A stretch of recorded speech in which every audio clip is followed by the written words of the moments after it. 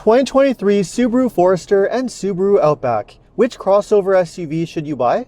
That's what we're going to find out. Welcome to Car Corner, where we help you, the consumer, master the process of car buying and car ownership. If you're thinking of buying a Subaru SUV, then chances are you've cross-shopped both the Forester and the Outback. Although both are very similar in many ways, there are some very important differences between them. So to find out which one is best, or if you should buy a different crossover SUV instead, make sure to stick around until the end of this video. And if you enjoy and get value out of this video, make sure to subscribe to my channel. I post 2 videos a week, always straight to the point, valuable car buying advice, designed to help you, the consumer. Both the Forester and Outback are fundamentally well-designed SUVs. They both have a very strong reputation for reliability and low repair costs, which make them excellent choices to hold on to for a long time, upwards of 10 years or even longer. They're also known for holding their value extremely well over time, and they're also very capable and practical SUVs. And of course, both are also famous for having Subaru's famous symmetrical full-time all-wheel drive system, making them very capable vehicles for off-roading and also handling very harsh winter conditions. Now, something to know about Subaru: these are not vehicles that are built for styling or sportiness. These are utilitarian vehicles. They're built for functionality and practicality more than anything else. So if your priorities are just to buy something that's practical, functional, and well-made, as opposed to something that's sporty and stylish, then one of these two SUVs might be the right choice for you. But although fundamentally both are very similar in many ways, there are some very important differences between them too, starting with the size. The Outback is the larger vehicle of the two, roughly 9 inches longer and 1.5 inches wider than the Forester. Which means that if you live somewhere where parking is a little bit on the tight side, then the tidier size of the Forester might be the right fit for you. That being said, both are fair-sized crossovers with a good amount of interior space, and they also have very similar ground clearance too. In both models, you get just over 8 inches of ground clearance on most trim levels, except for the Wilderness trim, which gives you just over 9 inches of ground clearance, which is very impressive for a crossover of this type. The Wilderness trim is available on both SUVs, and in addition to getting more ground clearance, you also get metal skid plates, beefed up suspension with all-terrain tires, and also a unique appearance for more of an off-road ready look. As mentioned, however, every single version of the Forester and Outback is very off-road capable, with Subaru's full-time symmetrical all-wheel drive, which is one of their biggest selling points. But although both of these SUVs come with a very good all-wheel drive system, there are some important differences underneath the hood. The standard engine in both SUVs is the same 2.5-liter naturally aspirated boxer 4-cylinder engine, producing around 182 horsepower and 176 pound-feet of torque, with a CVT continuously variable transmission. Although this engine is certainly no powerhouse and perhaps one of the biggest drawbacks of these SUVs, I guess you could say it does get the job done. Being the only engine available on the Forester, for those who do want to have more power, the Forester is just not going to cut it for you. The Outback, however, is a different story because on the higher trims, you have the option of a 2.4-liter turbocharged 4-cylinder boxer engine that produces 260 horsepower and 277 pound-feet of torque. With this engine, you get a lot more power and you can definitely feel it on the road. The 2.4 turbo can accelerate to highway speeds in around 6.5 seconds, as opposed to 8.5 seconds for the base engine. You also get a higher towing capacity with the turbo engine, which is able to tow up to 3,500 pounds, as opposed to 2,700 pounds with the base engine. Although admittedly 2,700 pounds is still a very impressive towing capacity for the base engine on the Outback, and it's certainly a lot better than the Forester, which is only able to tow 1,500 pounds, or 3,000 pounds if you go for the Wilderness trim. Now, even though you do get a lot more power and a higher towing capacity with the turbo engine, I'm not exactly sure whether it's really worth the trade-offs. For example, not only do you have to pay a lot more in order to get the turbo engine, it increases the price tag by at least a few $1,000s, but it also reduces your fuel economy by quite a bit. It's only able to achieve around 22 to 28 miles per gallon, or roughly 9 to 12 liters per 100 kilometers, when compared to the base 2.5-liter engine, which is able to achieve around 26 to 32 miles per gallon, or 8 to 10 liters per 100 kilometers. Another thing that I'm not so crazy about on this engine is the start-stop system, which shuts off quite aggressively when you come to a full stop. Now, admittedly, this is an issue on both engines, but fortunately you are able to disable the feature by pushing a button on the touchscreen, which is good to see. Now, some buyers might be concerned about the reliability of these boxer engines. Now, it is true that in the past, Subaru did have some issues with head gasket problems and also oil consumption, but fortunately it seems that the company has solved those problems and it's really not an issue anymore. The same is also true of the CVT transmissions. Now, although Subaru did have some problems with their CVTs in the past, the company does seem to have resolved those issues over time, and you really don't hear about failures anymore. Now, even though I think you're still going to have more peace of mind with a different brand like Toyota or Honda, which seem to make the most reliable CVTs on the market, as long as you maintain the CVT properly with fluid changes, you should be perfectly fine with the Subaru. Now, aside from the optional turbo engine on the Outback, there really isn't a major difference between the way these two SUVs drive on the road. Although neither one has especially great handling or performance, again, that's not a major reason why you buy a Subaru in the first place.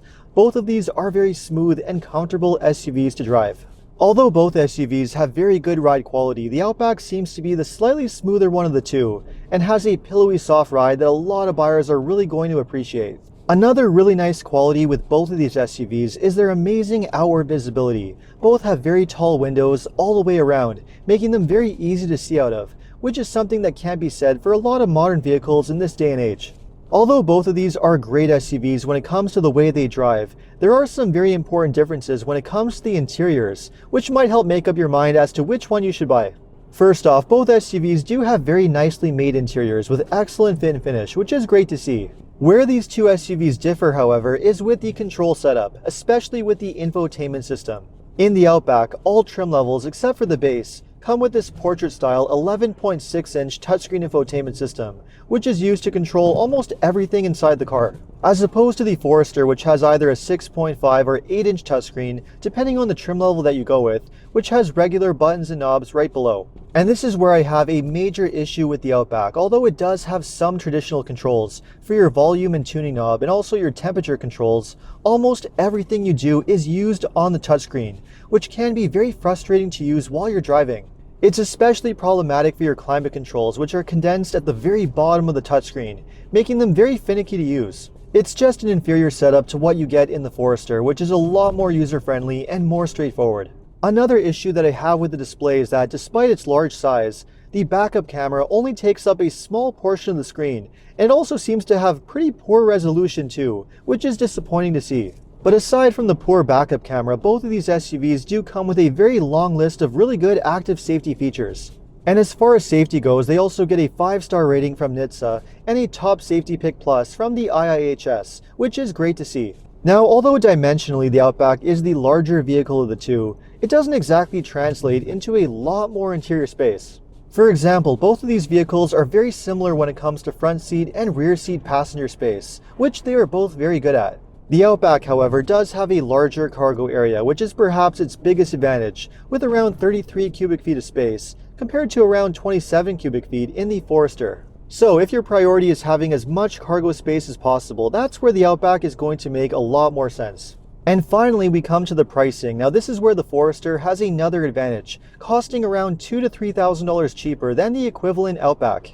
The Forester is priced between $28,000 to $38,000 US, or roughly $33,000 to $44,000 Canadian, compared to the Outback, which is priced from around $30,000 to $43,000 US, or $35,000 to $48,000 Canadian. So despite the many similarities between these two, you are getting better value with the Forester. So with all of that said, which of these two is it going to be, the Forester or the Outback?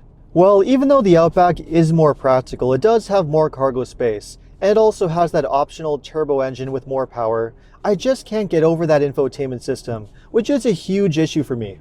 Although I guess you can get used to it, I just don't see why you would, when you can just go for the Forester instead, which has a much more user-friendly setup. The Forester is also not really sacrificing anything when it comes to features, passenger space, or performance on the base engine, and the fact that it costs a few $1,000s cheaper than the Outback is a huge advantage too.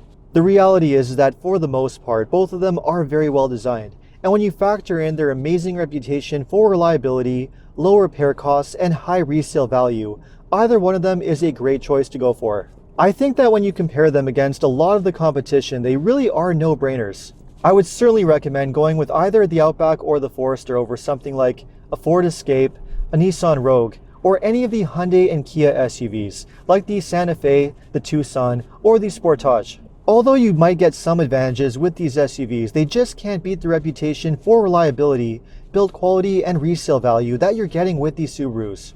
But with that said, the Outback and the Forester are far from the only SUVs with a strong reputation for reliability. The same could also be said of the Mazda CX-5 or CX-50, the Honda CR-V, and the Toyota RAV4, all of which have an outstanding reputation for their reliability and resale value too.